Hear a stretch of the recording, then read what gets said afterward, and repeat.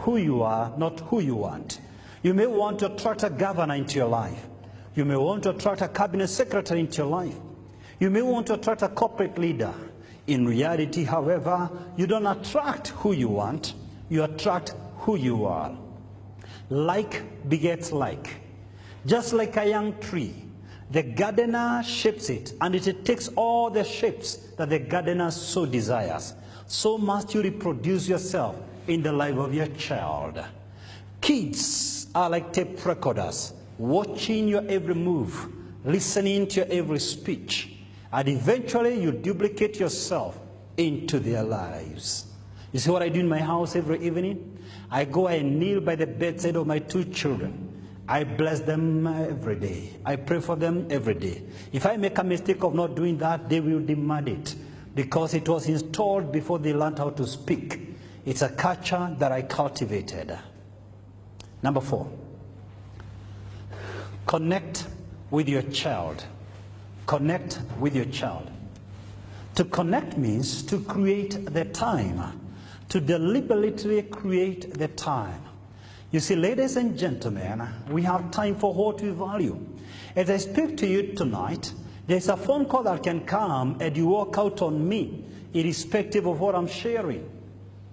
There are other people who will be looking for you in the course of this fellowship, but you may never remember to call them back. Tomorrow morning, you will call people depending on who you value and in the order of priority on how you value them. Put it otherwise, we have time for what we value. We have time for who we value. So if you are struggling to choose between making money and your children, if you are struggling to balance between work and your children, you might as well quote me, you don't value your children, you are in deception. Now, I want to pick 2 characters for you, and I trust and hope no one will use this message or distort it for whatever reason. I have deep honor and respect for the late President Nelson Mandela. I honestly believe he was larger than life. He was the greatest icon in our generation by the time he died. But I've often wondered, although we are told he may have suffered 27 years in jail, among many others, he lost 3 of his own children to HIV/AIDS. Is it possible? Don't answer me. Food for thought. Is it possible? Is it possible? Deep down in his heart, he may have questioned his priorities. He may have wondered, was it worth it to save a great nation out of the forces of apartheid at the expense of my own children? If I needed to save a great nation and the world at large, then did I need to start a family? Food for thought. I wonder how many listening to this voice tonight would want to reach the epic of their career ladder and lose their own children to HIV/AIDS, to drug abuse, to violence, to crime. The only true Nobel laureate from this nation, Professor Wangari Maathai, on her deathbed, it was reported in the local dailies that the one thing she regretted is that she never spent enough time with her own children. If I may paraphrase the good professor, she learned a little bit too late that parental responsibilities cannot be delegated. You can't pick it up from where you left after gaining the fame and the fortune and then pick it up. The growth of children is irreversible.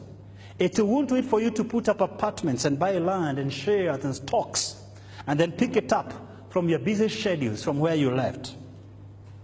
Once you lose every stage, the change is irreversible.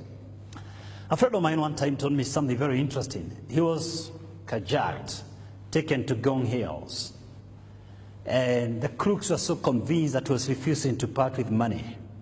But they were so gracious to give him some 5 minutes to make a last call. And they told him, look, we're going to give you a phone because we're going to kill you in just a moment. Make a phone call to whoever you may want. Please talk to me, talk to me. Talk to me if you can. Who do you think he called? His wife. Oh, what do you think he said? What do you think he said? Talk to me, talk to me. What do you think he said? Kuna mawe nilikuwa nimeacha hapo ya kujenga, sio kimao. Ile mjengo si kumaliza. Do you think that's what he said? Did he call his boss? Obviously, he's still alive. That's why he gave me the story, so don't be sad. They released him. But if you really want to know the most critical